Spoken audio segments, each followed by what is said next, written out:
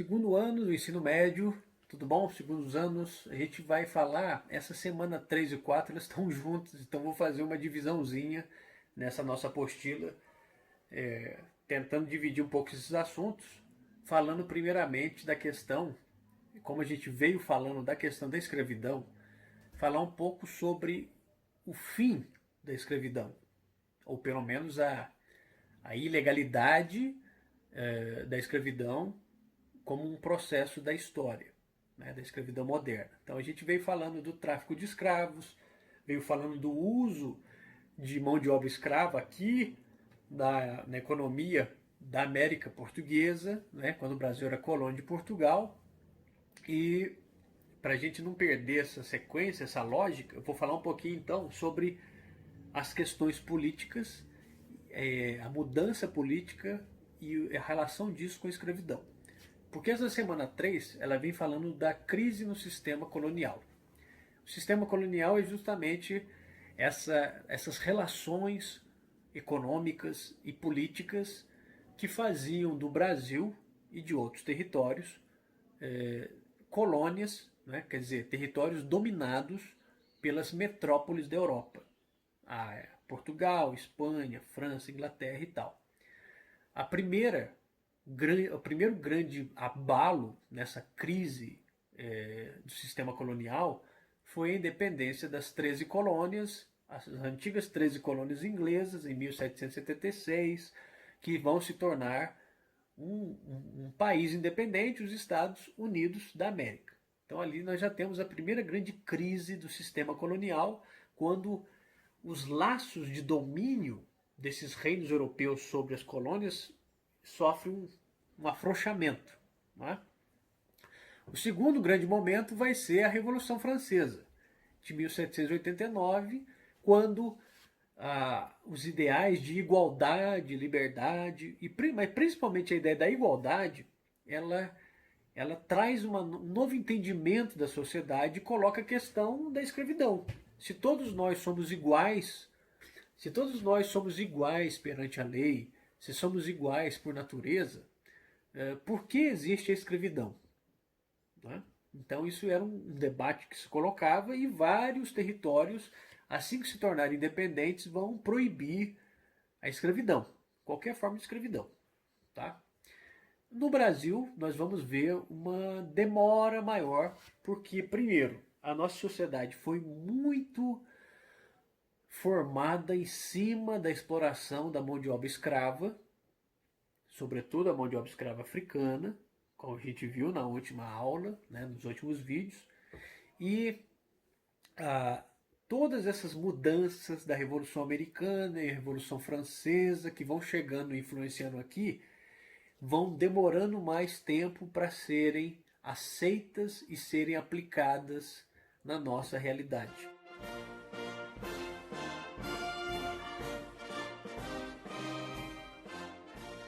O esquema que está na página 99 do PET, né, tem um esqueminha com uma linha do tempo falando a corte portuguesa do Brasil.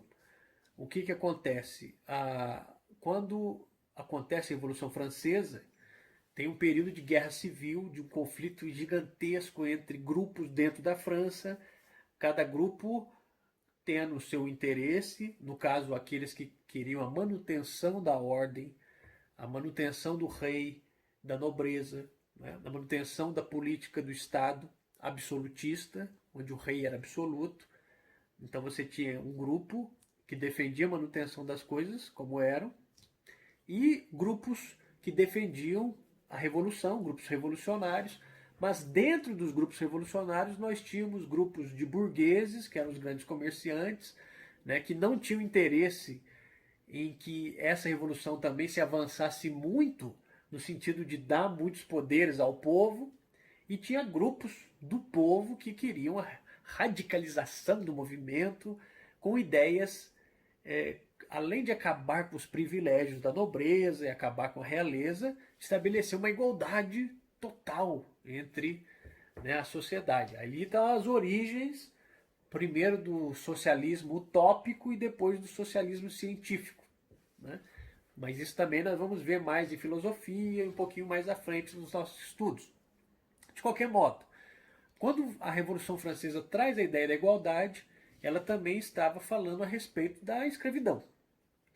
E nesse período de guerra civil da Revolução Francesa, nós vamos ter no final ali de 1799 o exército francês tomando a frente do controle do país, principalmente a figura do Napoleão Bonaparte, e o Napoleão Bonaparte vai estabelecer uma série de leis que vão atender em alguma parte aos revolucionários, em maior parte aos revolucionários, mas ainda mantendo uma certa ordem antiga. Ele vai se aproximar de certos nobres, né, para manter o controle sobre certos territórios.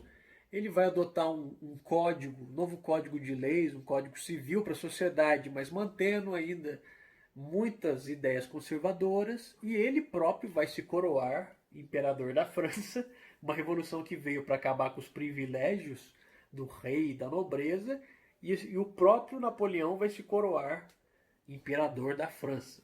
Né? Então, assim, revolucionário, mas também mantendo certos valores do antigo regime, da sociedade anterior à Revolução Francesa. Tá? Mas por que isso é importante na nossa história brasileira, afinal de contas? Que a gente está dando essa volta toda para falar disso? Porque quando Napoleão assume e começa a fazer o controle da França revolucionária, um dos objetivos dele era transformar a França numa potência industrial. E para transformar a França nessa potência, ele teria necessariamente que acabar ou diminuir o poder que os ingleses tinham no restante da Europa e no restante do mundo. Né? Então a grande rival dessa França revolucionária era o Reino da Inglaterra. Os ingleses já tinham começado a fazer a Revolução Industrial, os ingleses já tinham uma política e uma rede comercial muito mais avançada que a França, e a ideia do Napoleão e de outros grupos dentro da França era modernizar a França, tendo que necessariamente diminuir esse poder econômico, comercial e militar da Inglaterra. E o Napoleão começa uma pressão sobre vários reinos da Europa para que esses reinos parassem de comercializar com os ingleses. Diante, né, das dificuldades em fazer esse controle, em 1806, como está nessa linha do tempo da apostila, Napoleão ele declara o chamado bloqueio continental, que ele simplesmente dizia que os reinos da Europa continental não poderiam comercializar com a ilha da Inglaterra. Simplesmente Napoleão, né, fazia esse decreto. E alguns reinos vão desrespeitar esse decreto de Napoleão, claro, né? Principalmente aqueles reinos que já tinham relações muito bem estabelecidas com a Inglaterra, ou que dependiam demais das relações comerciais com a Inglaterra, sobretudo o reino de Portugal. Os portugueses vão ficar numa situação muito complicada, porque de um lado a pressão dos franceses, do Napoleão, e de outro a pressão da Inglaterra, né? E a Inglaterra com a sua marinha super poderosa, com o seu controle das redes comerciais do mundo. Né? Então nós vamos ter ali uma situação muito complicada para o rei de Portugal, no caso Dom João VI. Dom João VI vai ficar se equilibrando entre um lado e outro, um lado e outro. Até que, no final de 1807, as tropas do Napoleão invadem Portugal e, diante dessa invasão, o rei de Portugal e boa parte da administração do Império Português, cerca de 15 mil pessoas, fogem de Portugal e vêm para o Brasil. Eles vão chegar aqui final de janeiro, início de fevereiro de 1808. Primeiro passam em Salvador, depois vão até o Rio de Janeiro, que era a capital da colônia do Brasil. E nesse momento, a nossa capital da colônia se torna a capital do Império Português. É a chamada inversão colonial. Porque na prática, nesse momento, é meio que a independência do Brasil. Em certa medida é a nossa independência nesse momento. Porque quando ele traz toda a estrutura do Império Português para cá e abandona Portugal aos franceses, né, o rei Dom João praticamente diz, né, e coloca mais poder para os grupos que habitavam aqui e que já tinham muito mais relações comerciais, econômicas, né, em alguma medida até culturais, com outros reinos da Europa, principalmente os ingleses. Não à toa, a primeira medida do Dom João VI, ao chegar aqui à colônia do Brasil, é abrir os portos brasileiros às nações amigas, principalmente aos ingleses. Então, na prática, o pacto colonial, que a gente está falando no começo do vídeo, aquele controle que era feito sobre a colônia do Brasil, ele acaba aí, com a abertura dos portos em 1808, certo?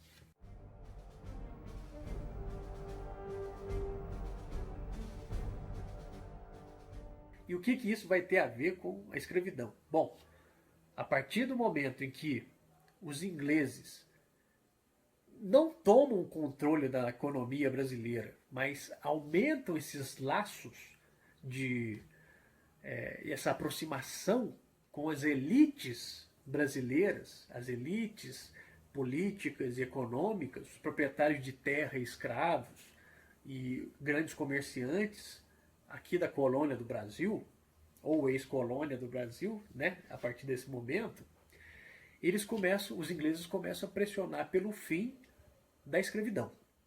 O fim, primeiro, do tráfico de escravos, do deslocamento do continente africano para cá, e o fim mesmo das leis que permitiam, ou dos costumes que permitiam a escravidão.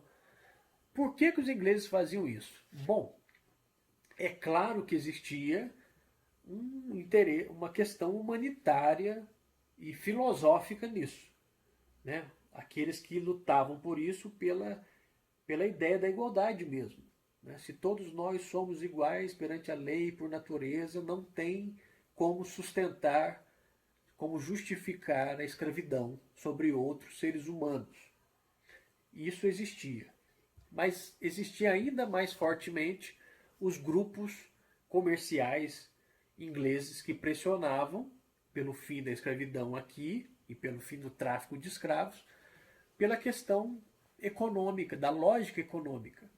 Os ingleses, eles cada vez mais vendiam produtos manufaturados, produtos industrializados, mais elaborados pelas primeiras máquinas para o Brasil. E aqui nós tínhamos uma população escrava enorme e o escravo não recebe um salário. O escravo não tem renda. O escravo, mesmo o escravo de ganho, ou escravo de aluguel, que era aquele que saía à rua para vender produtos e ao final do dia tinha que passar aquilo que ele tinha vendido, a renda que ele tinha vendido para o seu senhor. Mas mesmo esse escravo, ele não recebia um salário, ele não ganhava uma renda. Então a escravidão, ela impedia que essa população de milhões de indivíduos tivessem poder de consumo, poder de compra.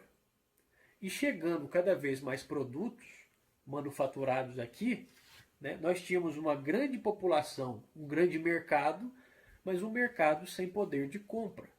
Então, a escravidão passa a ser um obstáculo ao próprio desenvolvimento do capitalismo industrial. É claro que em muitas regiões do mundo, como nós vamos ver, por exemplo, no continente africano, no chamado neocolonialismo ou imperialismo no século XIX, nós vamos ter ainda a exploração de mão de obra escrava em vários locais, pelas potências industriais, inclusive os ingleses, os belgas, que fez no Congo belga uma escravidão numa escala gigantesca, né? Mas no caso da sociedade colonial nas Américas, já não tinha mais uma lógica que pudesse sustentar, do ponto de vista econômico, a existência da escravidão. E aí começam então essas pressões que vão aumentando ao longo do século XIX, né? E as nossas elites vão segurando muito essa questão de libertar os escravos. Havia um medo de uma grande revolta de escravos, como aquela que ocorreu no Haiti, o chamado haitianismo, né? Havia um medo dessas elites em perder o seu poder, o seu prestígio econômico, né?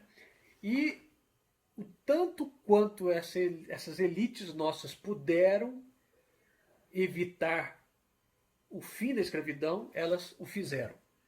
E aí nós vamos ver, principalmente a partir de 1850, uma série de leis que vão libertando os escravos aos poucos, né? A partir de tantos anos, a partir daquela data, quem tivesse nascido estava livre, até chegar a 1888, o fim definitivo da escravidão. A escravidão é posta na ilegalidade de vez, né, pela princesa Isabel, né, na Lei Áurea e tal. Mas havia um movimento dos abolicionistas, daqueles que defendiam, né, isso tudo a gente vai estudar um pouco mais com calma, né, ao longo desse ano. De qualquer modo, essa vinda da corte para cá e o aumento da pressão dos ingleses vão ser muito importantes para a gente entender o tanto que a escravidão era a base da existência da economia brasileira, economia colonial e na economia depois da independência.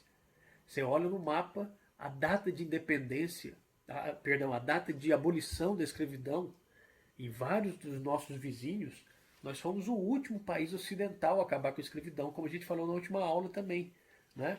Então, essa vinda da família real para cá, ela apressou a nossa independência, mas ela ainda manteve por muitas décadas a legalidade da escravidão, né?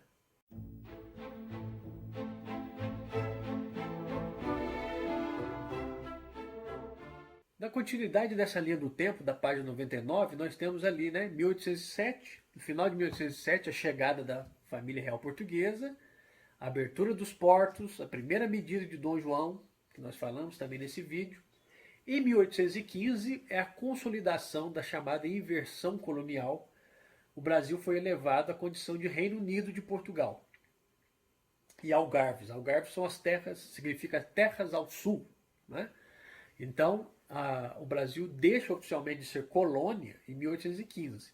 Mas na prática o Brasil já não era colônia, porque aqui tinha muito mais habitantes que Portugal, que a economia interna daqui já era muito maior do que a de Portugal, que grupos, elites político-econômicas de várias regiões, de várias províncias daqui, já tocavam toda a rede comercial e administrativa do Império Português a partir daqui, não mais a partir de Lisboa. Então, na prática, o Brasil já era muito mais independente, digamos assim, do que a história oficial, ou pelo menos essa data oficial de 1815 coloca. O que acontecia realmente é que, em último caso, o poder político ainda era o poder do rei de Portugal, que era uma monarquia absolutista. O rei era absoluto. Os poderes do rei eram absolutistas.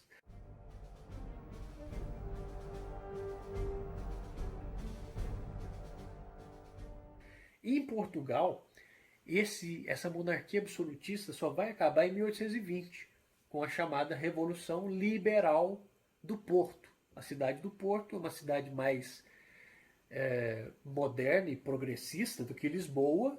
Lisboa ainda ligada ao período anterior da Revolução Francesa, e o Porto, uma cidade de grandes comerciantes e tal. Não à toa, lá no Porto se inicia a chamada Revolução Liberal, onde vai se criar uma Assembleia Nacional, representantes de vários grupos da sociedade portuguesa que vão exigir do rei Dom João VI, que assine uma carta onde essa monarquia não acaba, mas ela se torna uma monarquia no modelo inglês, que é o modelo parlamentar ou constitucional. O rei agora não tem mais poderes absolutistas, ele deve respeitar uma constituição.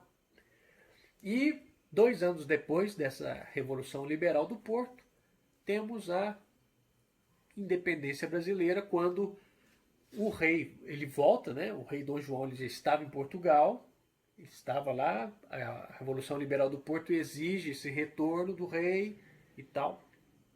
Dom João deixa aqui como representante direto seu, o príncipe regente, Dom Pedro, seu filho, e o Dom Pedro vai fazer parte de um projeto de independência do Brasil quando as nossas elites não querem mais ter que obedecer ao rei Dom João VI lá em Portugal, né? Essas nossas elites vão articular ao redor do Dom Pedro a força necessária para a consolidação da nossa independência, que é o que vai acontecer em setembro de 1822, oficialmente.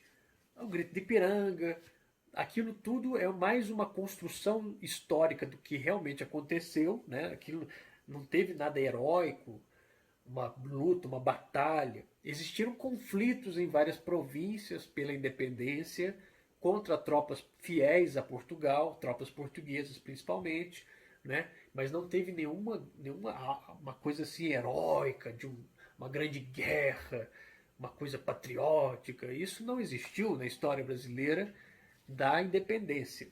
O que existiu de fato foi muito mais uma negociação do que propriamente, né, um conflito heróico. Né? E em 1822 vem essa nossa independência. 2 anos depois, a nossa primeira Constituição, em 1824, a nossa primeira Constituição. Mas nós vamos ver nas aulas seguintes que não foi uma coisa muito voltada para o progresso de algumas ideias da época.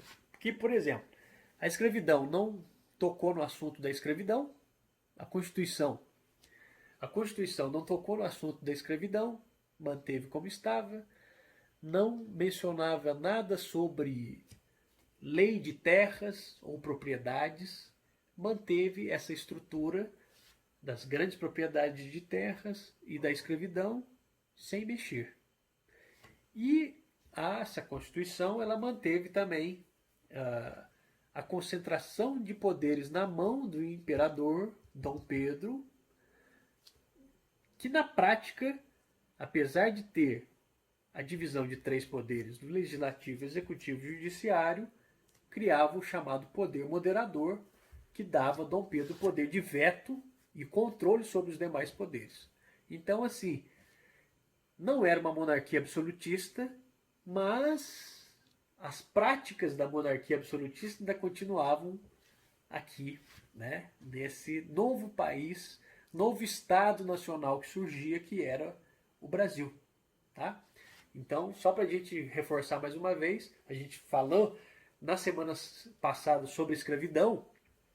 A escravidão ela vai demorar muito mais tempo para ser ilegalizada no Brasil, porque aqui foi o território que mais recebeu escravos vindos do continente africano, né? E o território que mais recebeu mão de obra escrava na história da humanidade, porque com todos os registros que nós temos, nós chegamos ao número de 5 milhões que foram deslocados do continente africano para cá, dentro dos registros. E com certeza foram mais, certo? E toda a economia realizada aqui girava em torno do uso da mão de obra escrava. Então, obviamente, né, essa sociedade é extremamente marcada pela escravidão.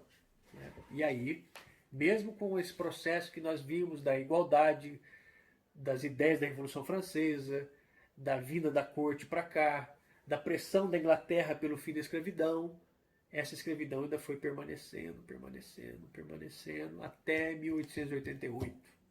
Então, é uma história brasileira. A escravidão é uma história brasileira.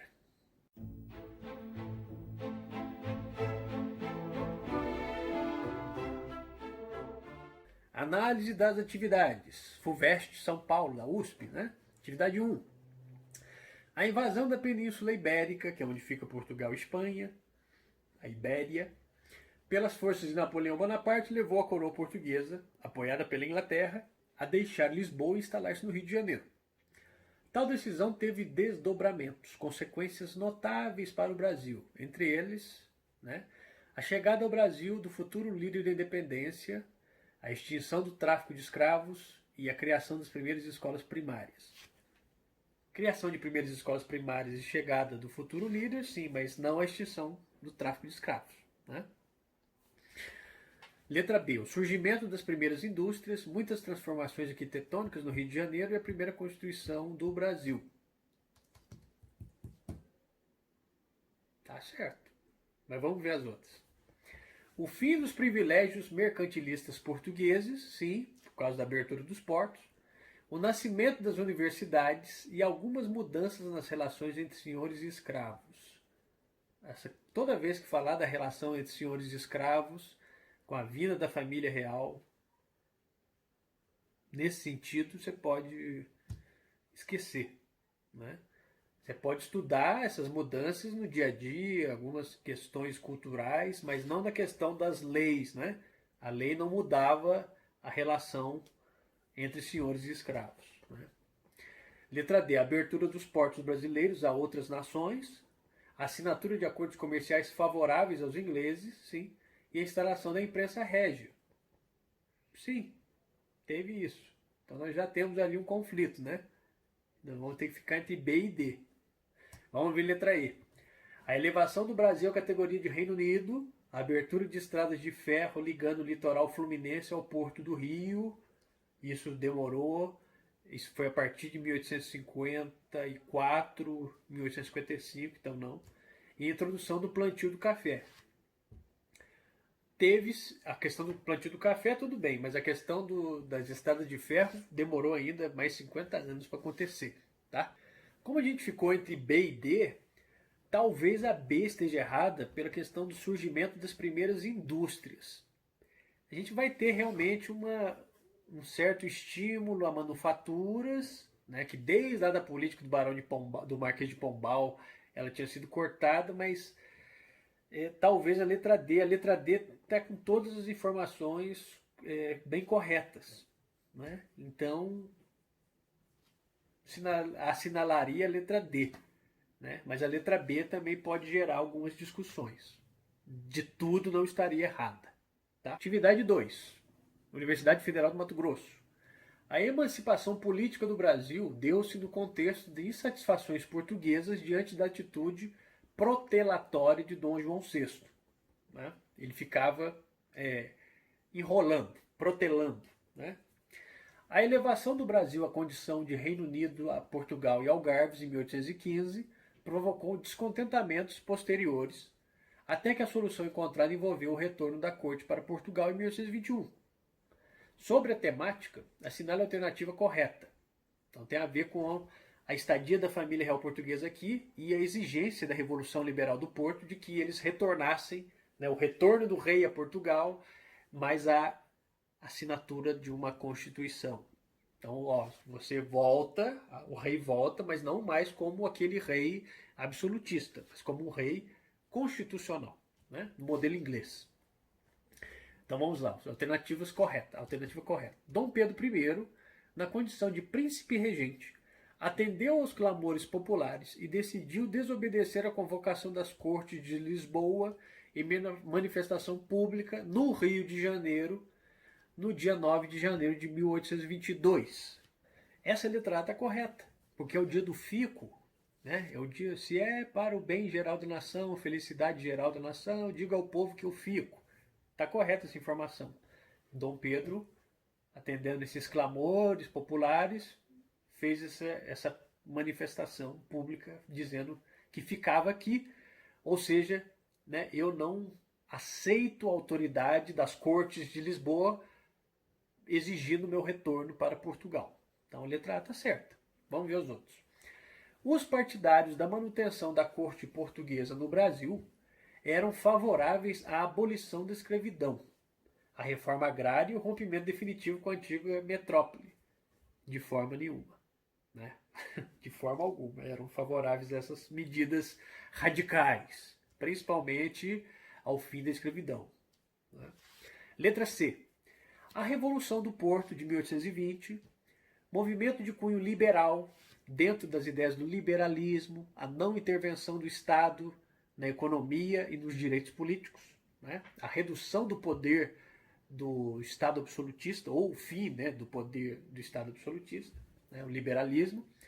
Então, o movimento de cunho liberal, que eclodiu em 24 de agosto de 1820, tinha a intenção de emancipar o Brasil, desmembrando o que ainda estava no Império Ultramarino Português. Não, a Revolução do Porto, apesar de ter caráter liberal, era liberal para Portugal, para a estrutura do Estado português, mas defendia a manutenção, a recolonização do Brasil, voltar o Brasil à condição de colônia de Portugal. Então a letra C está errada também.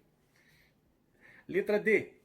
Dom João VI retornou a Portugal em 1821, após ter se recusado a atender às manifestações populares que o pressionavam a jurar obediência à nova Constituição portuguesa. Ele retorna a Portugal em 1821, né? Ele se recusa inicialmente, mas depois, né, ele atende a essas exigências. Então, né, pode-se checar essas informações melhores, mas essa questão, após ter se recusado a atender as manifestações populares, né, foi uma questão muito mais de pressão das elites do que realmente pressões populares, né, a questão de jurar obediência à Constituição Portuguesa. Então, ainda ficamos com a letra A, que a letra A está totalmente completa mesmo a resposta e correta, né? Mas dá uma certa discussãozinha essa letra D. Letra E. Dom Pedro I, profundamente marcado por concepções liberais e democráticas, acatou as deliberações da Assembleia Constituinte de 1822. Não. Dom Pedro era marcado por ideias autoritárias e absolutistas. Ele veio desse mundo onde o pai dele era um rei absolutista e ele totalmente formado nessas ideias. Então, a letra E também não está errada, a letra E, tá? Ele não acatou as deliberações, inclusive em 1823, o Dom Pedro vai fechar a Assembleia Constituinte, né? Porque ele queria uma Constituição que atendesse aos seus interesses e às suas ideias de poder. Então, a letra E está errada. Ficamos com a letra A, que está mais completa, mas como eu falei, a letra D dá uma certa discussão também. Tá? Atividade 3, os versos populares a seguir, do tempo em que a corte portuguesa instalou-se no Rio de Janeiro, 1808 até 1821, 22, tá? Eram uma alusão, quer dizer, se referiam à corrupção das elites econômicas e políticas da época. Quem furta pouco é ladrão, quem furta muito é barão. Quem mais furta e esconde, passa de barão a visconde. Né? Que o visconde está acima do barão na escala dos títulos de nobreza. Né? Como eram as ações das elites econômicas e políticas no Brasil de acordo com os versos acima? Quer dizer que quem roubava mais chegava a cargos mais altos. Né? Tem uma série, passou há uns tempos atrás, Os Filhos da Pátria, muito boa sobre esse período. Quem puder assistir, não sei se está disponível no YouTube, talvez você tenha que assinar, né? Mas é uma série excelente que fala sobre justamente esse período da corte aqui no Rio de Janeiro e exatamente essa situação e a percepção do povo. A percepção popular é sempre essa, né? Que as elites estão roubando e quem rouba mais chega em cargos mais altos, né? E é justamente a última parte do versinho que fala: quem mais furta e esconde passa de barão para visconde. Quer dizer, consegue títulos ainda mais altos dentro da hierarquia da corte portuguesa. Então, letra B. De que forma os brasileiros têm reagido à corrupção em nossa história? Nós temos uma certa leitura da nossa história de que nós somos um povo muito pacífico, muito indiferente, ignorante em muitos aspectos em relação à política, que nós somos muito frouxos em relação às lutas políticas nossas. Nós brasileiros temos essa visão muito comum da nossa história de que a gente nunca faz nada, que nós somos muito dados à ilegalidade, ao jeitinho brasileiro, né? A arrumar as coisas ali de uma maneira que fique mais ou menos bom para todo mundo e que a gente sempre age fora da lei. Né?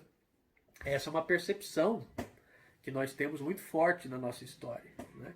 E de que forma nós temos reagido à corrupção, é claro que há movimentos importantes, movimentos que vão desde mobilização para as ruas, apoio, protestos, nós sempre tivemos na nossa história.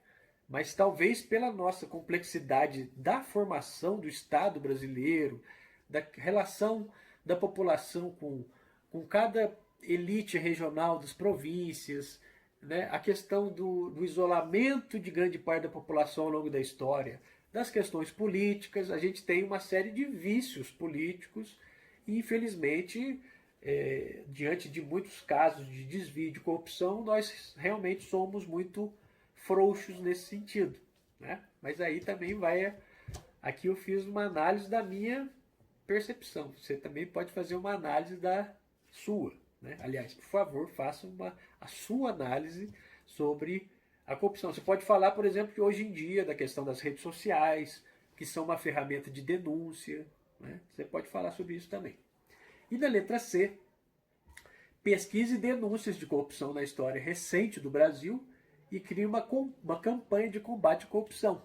Então nós temos vários exemplos, principalmente a partir da década de 90, quando melhoram os meios de comunicação, né? Começa a partir dos anos 2000 a chegar a internet, então nós vamos ter uma série de denúncias e nós vamos conhecendo mais a fundo essas denúncias, vamos acompanhando mais de perto essas denúncias. Então isso também vai mudando ao longo da história, a partir das novas ferramentas que nós temos de acompanhar a denúncia de corrupção, que podem ser do governo federal, desvio de grandes obras, compra de parlamentares para votar tal projeto, para apoiar ex-presidente ou apoiar algum governador, né? Denúncia de corrupção do governo estadual, denúncia de corrupção do governo municipal, que é o que está mais perto da gente, que seria assim aquele tipo de governo que a gente teria que ter mais fiscalização, porque é o que está mais próximo da gente, o executivo municipal, as prefeituras, a Câmara de Vereadores, né? Então você tem aí várias opções de falar sobre essas denúncias na história recente do Brasil, né? E criar uma campanha de combate à corrupção, você pode fazer um sloganzinho, uma frasezinha, um pensamento, ou colocar sua opinião mesmo nessa letra C sobre essas denúncias, certo? Bom, então é isso. É bastante coisa. Na semana 4 a gente continua a falar um pouco sobre essa questão da formação do Estado brasileiro e a questão da escravidão e da manutenção dessa situação social. Vem a nossa independência, mas não vem o fim da escravidão. É um país super complicado nosso. Muito. Todos os países são, mas o nosso tem uma história muito rica e muito complicada, né? E cheia de histórias, né? Então tá bom. Segundos anos. Até a próxima. Bons estudos, boas leituras. Qualquer dúvida, estamos aí nas aulas online e nos nossos canais de informação. Tá joia? Tchau, tchau.